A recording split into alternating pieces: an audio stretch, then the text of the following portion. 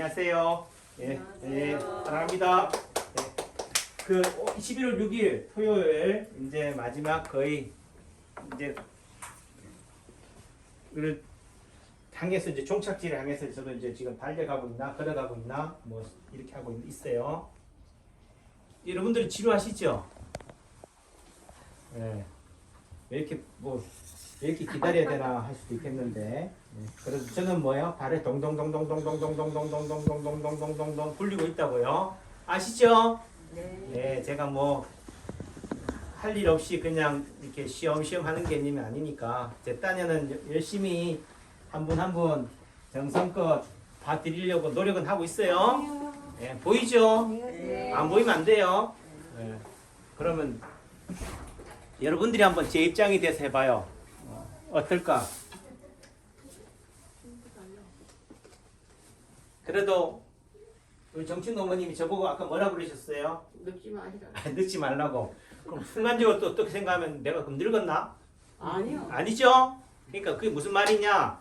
그 말에 가지고 있는 상대가 얘기하고자 하는 그 진심을 받아들이면 되는 거예요. 저는 우리 정춘 어머니 했던 그 한마디가 저는 오늘 이 힘들고 어렵고 갈증 나고 하는 이 삶 속에서 어떻게 돼요? 힐링이 되는 거야. 예, 잘 가셔요. 그러니까 정춘 어머님이 사람이 무슨 말을 하면 기분 좋을지를 아시는 거지. 그죠? 예. 또 내지는 뭐예요? 아이고 안쓰럽다는 거잖아요. 이렇게 사람들 상대하고 아픈 사람들 상대하고 힘든 거를 그리고 또 말 한마디로 또 뭐예요? 이게 갈증을 해소시켜 줄 수 있는 그런 역할을 해주시니까 고마운 거고.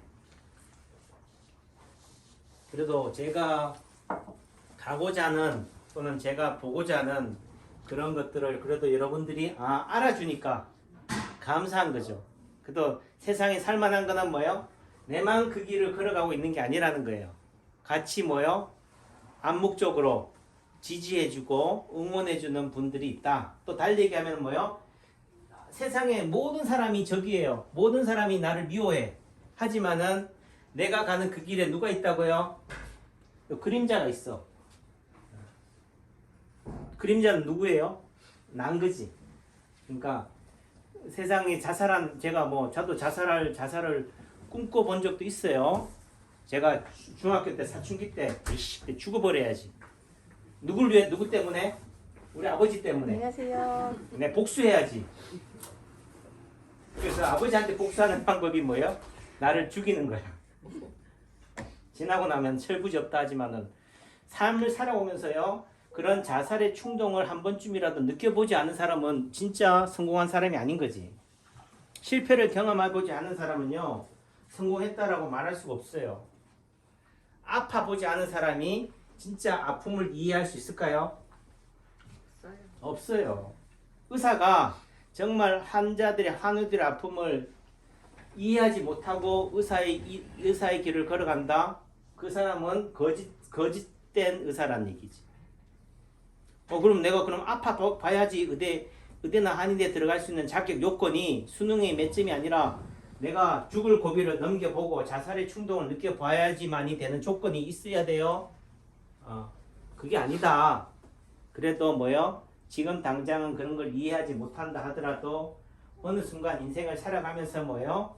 그런 아픔을 간접 경험하는 것만으로도 지금 제가 여러분들이 하는 말 한마디 한마디가 저한테는 뭐예요? 간접 경험인 거지. 근데 제 삶을 돌이켜 봤을 때는 예전에는 그 여러분들의 말이 제 가슴에 체화가 안 됐어요. 달리 말하면 공감이 안 됐다고. 또 달리 얘기하면 소통이 안 됐다고요. 당신은 당신의 삶, 나는 나의 삶이야. 그러니까 상관관계 있어 없어요? 나랑 상관이 없는 사람이지. 우리가 뭐 벼를 심든 나무를 심든 이게 배나무를 심든 감나무를 심든 복숭아를 심든 뭐예요? 그 남이에요. 내 자식이잖아요. 내 분신인 거라고. 어떻게 보면 애지중지. 그 애지중지 하는 게 뭐라고요? 어떻게 보면은 그 사랑의 방법에 있어서는 비료를 많이 주는 것도 방법이기도 하지만은 하시는 말씀이 남한 선생님이 하시는 얘기가 원래 비료를 너무 많이 줘가지고 농사를 다 망쳤대. 그런 경우 있어요. 저는 잘 몰라. 맞아요? 아니, 많이 주면 좋은 거 아니에요? 그러니까 적당히 이제죠. 이 적당이라는 것도 되는 거죠. 저도 마찬가지로 여러분들을 사랑합니다, 사랑합니다. 이게 사랑하는 거예요. 예, 과하게 하는 것도 사랑한만 못하다, 무관심만도 못하다. 그런 관점으로 지금은 제가 그래도 조금은 철이 들어간다. 철이 들었다면 또 그러니까 나이를 먹어간다는 게, 늙어간다는 게, 이런 만큼 내가 내 몸을 육신이 아프고 힘들어요. 지금은 제가 이렇게 말하고 나면은 집에 가면 기진맥진 한다니까. 무릎도 아프고. 하지만 내 몸이 빛을 잃어가는 만큼 뭐요? 내 정신은, 내 영혼은 밝아지는구나. 맑아지는구나. 그러니까 이게 하나를 얻는 순간 하나를 내어줘야 되죠. 하나를 내어줘야지 얻는 거지. 그런 관점에서 보면은 이런 얘기를 많이 해요. 아까도 제가 옆에 얘기했지만은, 원장님, 당신 같은 사람이면 강남에서 통할 텐데 왜 강남으로 안 가요? 왜 서울 안 가요? 라고 얘기하는데, 자, 그럼 강남으로 왜 안 갈까요? 못 가는 거지, 첫째. 또 달리 얘기하면 강남에 가봤자 내가 강남에서 빛을 발하지 못한다는 것을 아는 거예요. 달리 얘기하면 분수를 아는 거고, 나를 아는 거지. 세상을 아는 거고. 자, 내가 많은 것을 가진다. 강남에 간다는 의미에서 뭘 가지는 거예요? 돈을 본다는 거예요. 자, 내가 돈을 받는다는 의미 속에서는 어떻게 돼요? 한자를 뭘로 봐야 돼요? 돈으로 봐야지. 네, 돈으로 봐야지. 이해하죠? 갈만 가시면 안 되죠. 네. 가라고 해도 떠밀어도 못 가요. 그렇죠? 어제 아버님이 하시는 말씀이 아주 명언을 하셨어. 윤석열이가 지가 잘나가지고 윤석열이 뽑았어? 우리 쌤이 뽑은 게 아니라고. 하지만은 뭘 통해서 대변인을 통해서 뽑은 거잖아요. 저는 놀랬어요. 그래도 뭐요? 그래도 구관이 명관이라고 홍준표가 여러 번 했으니까 그래도 이런 실패를 경험했기 때문에 뭐요? 이번에 잘할 수 있겠다. 그런 의미 속에서는 대통령은 뭐예요? 시행착오를 경험하는 자리가 아니에요. 오셨어요? 내가 한번 이거 해봐야지. 한번 해보는 자리가 아니라고요. 그런 관점에서 본다면은 그래도 조금은 더 때가 묻었다는 말은 의미 속에서는 그래도 뭐예요? 아픔을 이해한다는 거지. 그런 관점에서 본다면은 제가 선택지로 본다면은 그래도 홍준표가 더 낫지 않겠나 이렇게 됐는데 윤석열이가 됐어요. 그럼 배 아파요? 분노해야 돼요? 저는 이런 상황을 보면서 또 느낀 게 뭐냐면 민심이 천심이구나.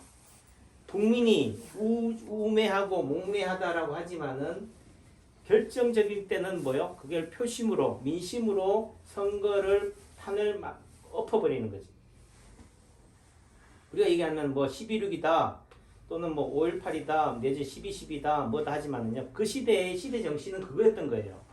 지금 이 시대에 만약에 5.18이 통할 것 같아요? 예를 들면 12.12가 통할 것 같아요? 12.6이 통할 것 같아요? 그 의미 속에서는 그 시대에서는 그런 분위기가 그런 상황으로 표출이 된 거지. 뭐 부마 항쟁이라든가 이런 사건들이 누적된 속에서 12.6이 나온 거지. 그거 없이 갑자기 뭐 11.6이 나왔겠어요? 제가 갑자기 뭐 정치인이 되려고 국회 나가려고 하는 얘기가 아니라 환자의 아픔을 치료한다는 것은 의사라는 것은 결국은 뭐예요? 인간의 몸을 치료한다는 것은 사회의 병리나 생리도 뭐 하고 있어야 돼요? 이해하고 있어야 돼요. 내가 그 자리에 가겠다, 내가 대통령이 되겠다는 것을 얘기하는 것이 아니라 그런 관점을 이해하고 바라볼 수 있어야 된다. 그런 차원에서 말씀을 드리는 거라고. 우리 아이가 얘기하다 밥 먹다가 맥주 한잔 먹으면서 한 얘기가 야, 아빠는 그래도 윤석열이 되는 거에 대해서 의외였어 하니까 하는 얘기가 윤석열은 뭐냐? 이 시대 정신이다. 달리 얘기하면은 뭐요? 이 문재인 정권이 가지고 있는 가장 장점도 많아요. 저는 문재인을 뭐 하자는 얘기한 게 아니에요. 문재인 정권의 가장 큰 폐해가 뭐예요? 조국 사건이잖아요. 조국이 가장 가리키는 게 뭐예요? 금수저예요. 강남 좌파라고. 우리가 말한 보수들이 가지고 있는 뭐 장제원이라든지 이런 사람들은 원래 부모 잘 만나서 대대로 국회의원도 하고 뭐 이렇게 갑질하는 개념이지만은 그래도 좌파들은 뭐예요? 순수하다. 민중이나 대중을 대변한다고 하는 사람이 가장 뭐예요? 우파들이 가지고 잘하고 있는 그런 걸 정보력을 이용해 가지고 갑질하거나 이렇게 부모 찬스를 쓴 거잖아요. 심한 얘기로는 저도요. 조국처럼 그런 위치에 있었으면 저도 했을 거야. 제가 온통한 게 뭐냐면 나는 그런 능력이 있음에도 불구하고 그런 거를 할 줄 몰랐다는 거지. 또 다른 일반인들한테는 특히나 20, 30대한테는 뭐요? 좌절감을 준 거예요.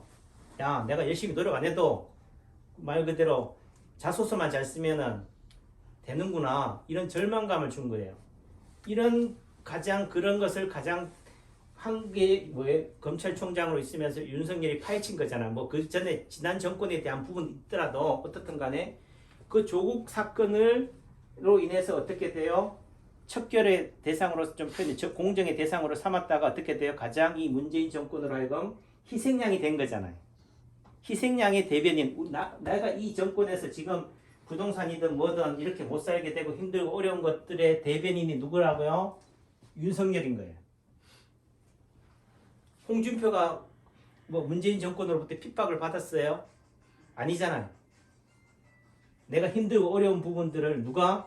윤석열을 통해서 투영이 되는 거지. 그 시대 정신이 윤석열을 원한 거죠. 그러니까 너가 정치를 못해도 그래도 이런 부분만큼은 민심에 가지고 있는 그 부분들을 뭐예요? 누가 알아야 된다는 거예요? 이 정권이, 정치인이 알라는 거지.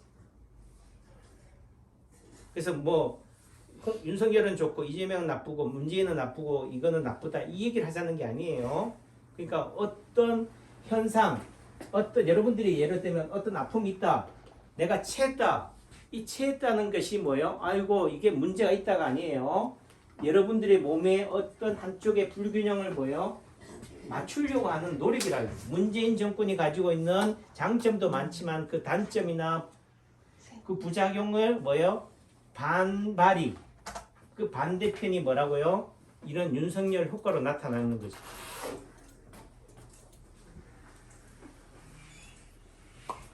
그래서 그런 부분에 있어서는 그것이 뭐 윤석열이라고 하는 부분은 뭐 우리가 얘기하는 국민의당의 당심, 예를 들어 국회의원들이 조직의 힘이다. 여론을 무시했다라고 할 수도 있겠지만은 그 조직의 힘은 또 누구 힘이에요?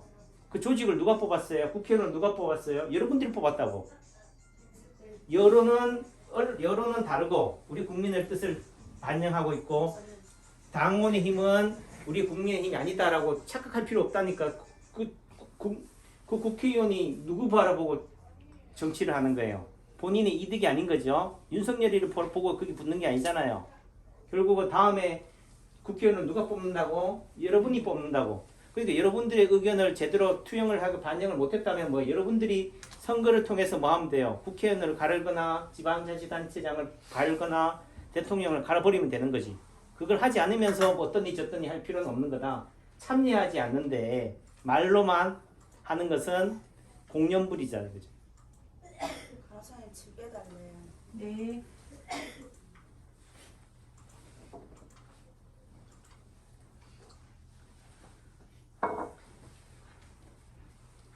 그래요. 오늘 하루도 또 주말이고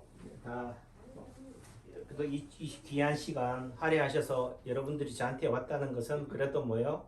여러분들의 몸에 대해서 잘 그래도 애정을 갖고 계신 분들이니까 이게 아프다는 게 절대로 척결의 대상이 아니에요.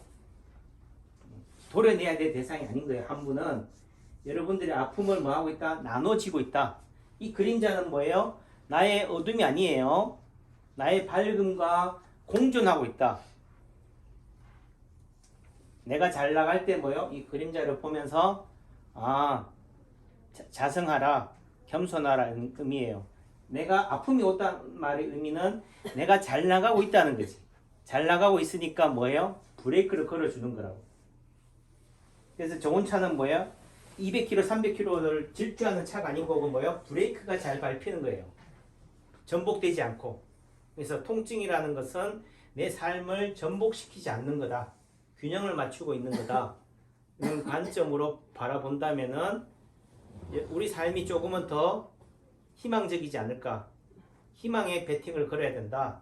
그래야지 자살을 충동을 조금은 더 억제할 수 있다.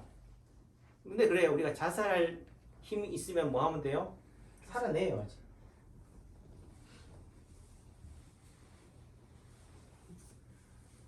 고맙습니다. 네, 모셔주세요.